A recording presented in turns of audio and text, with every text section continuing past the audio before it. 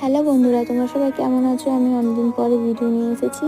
আমি আজকের এখানে কটন ব্যাঙ্গলস বানাবো। আমি এখানে আমার মায়ের পলা ইউজ করছি। তোমরা বাজার থেকে রেডিমেড চুড়ি পেয়ে যাবে। আমার এখানে রেডিমেড চুড়ি ছিল না, সেই জন্য আমি আমার মায়ের পলা ইউজ করছি। আর এখানে আমি একটি কটন কাপড়, সেটাকে আমি সরু করে কাঁচির সাহায্যে কেটে নিয়েছি। নেওয়ার পর আমি চুড়িটার পিছন দিকে ফেভিকল গ্লু দিয়ে আটকে নিয়ে তারপর লাস্ট পোর্শনে আমি ওরকম ফেভিকল গ্লু দিয়ে আটকে নিয়েছি। নেওয়ার পর আমি এখানে 4টি করে বিটস ইউজ করেছি। আমি এখানে তোমাদের যেমন পছন্দ তোমরা তেমন বিটস নিতে পারো। 4টি করে বিটস নিয়ে আর আমি তারপর 3 সাইডে আমি লাগিয়েছি।